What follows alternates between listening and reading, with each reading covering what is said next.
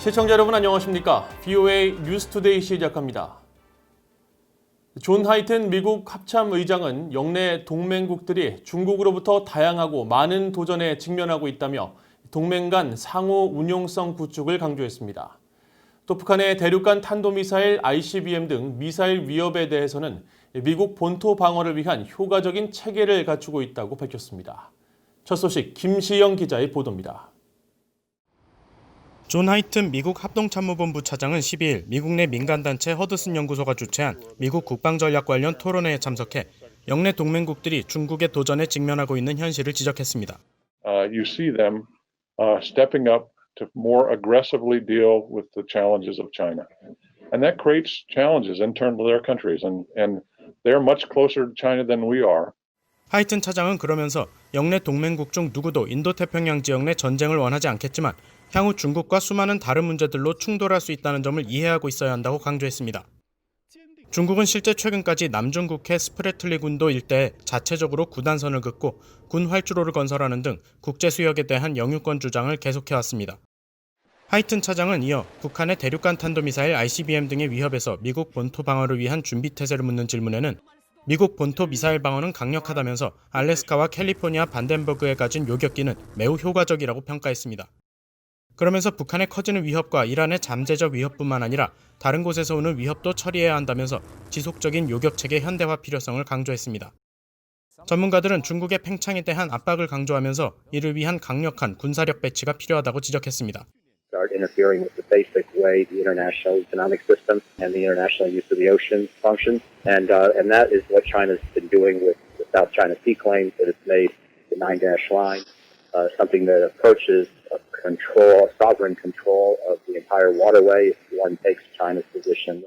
오헨런 연구원은 또 미국과 동맹국들은 해당 지역이 국제수역이라는 사실을 강화하면서 미국과 다른 나라들이 희망에 따라 국제수역 내 어디로든 갈 수 있도록 보장해야 한다고 밝혔습니다.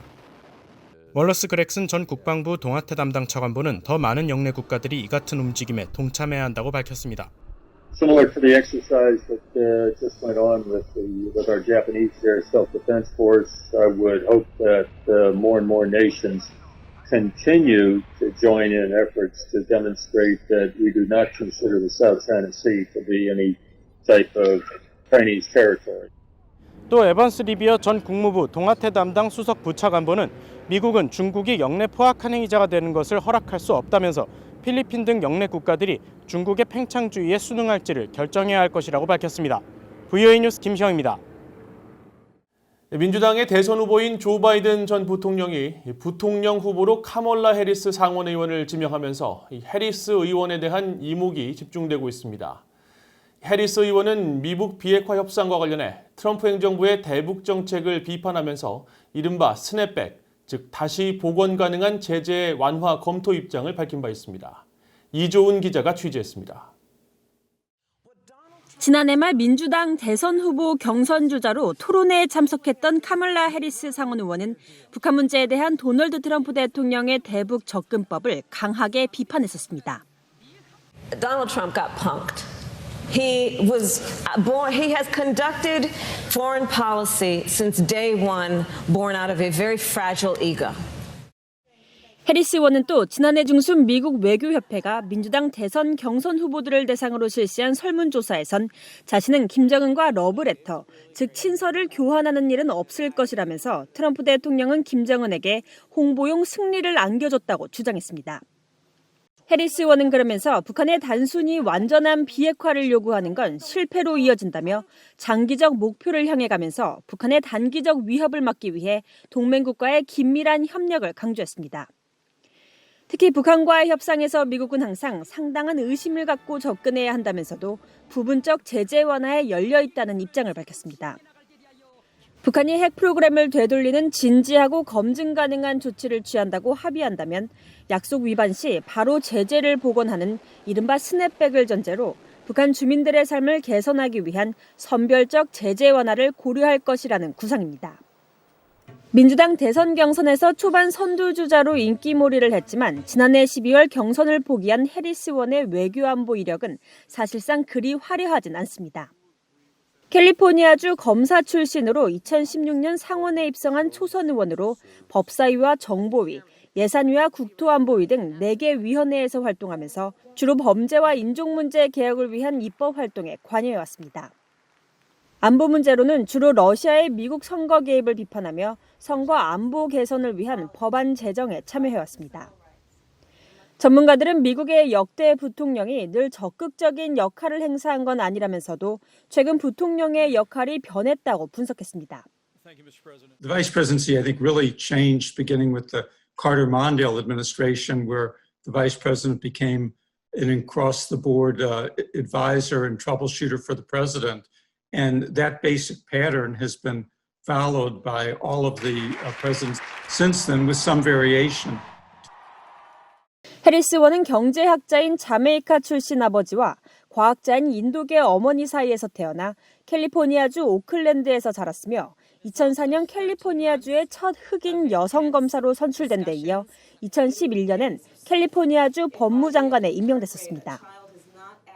첫 흑인 아시아계 여성 부통령 후보가 된 해리스 의원이 바이든 전 부통령과 함께 당선될 경우 오바마 행정부 시절 바이든 전 부통령이 그랬던 것처럼 역할이 크게 부상할 것이라고 전문가들은 전망했습니다. VA 뉴스 이존입니다. 북한 선박들의 공식적인 해외 항구 운항이 사상 최저 수준으로 줄어든 것으로 나타났습니다.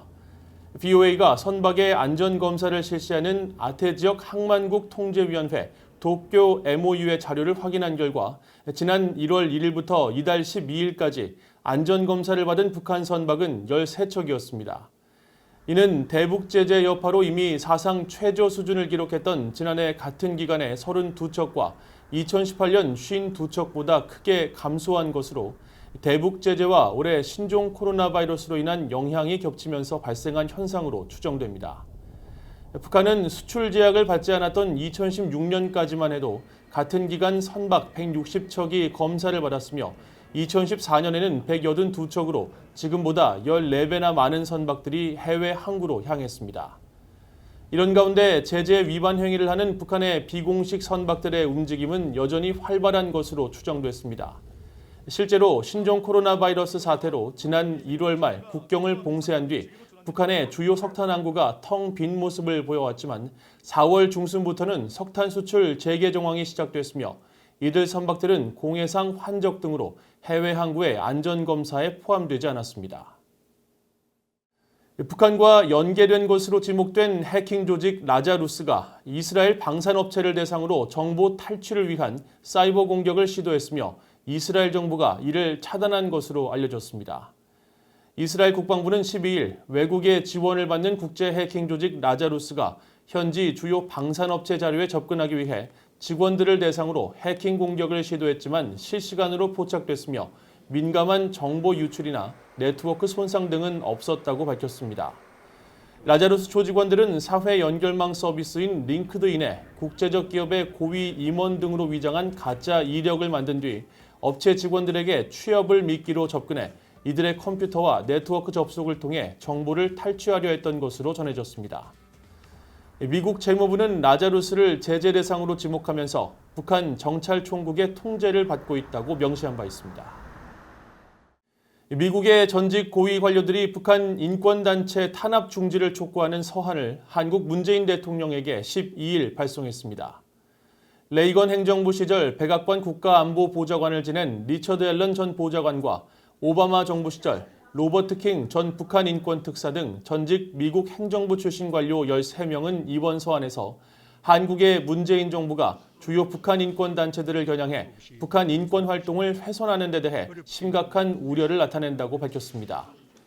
또 현재 한국 정부는 전임 정부들과 달리 탈북민 2명을 강제로 북송시켰고 북한 인권단체들에 대한 지원 중단과 25개 단체에 대한 사무조사를 통보했다면서 특히 사무조사는 명백히 북한 인권운동을 한다는 이유로 표적이 됐기 때문에 상당히 무서운 위협이라고 지적했습니다.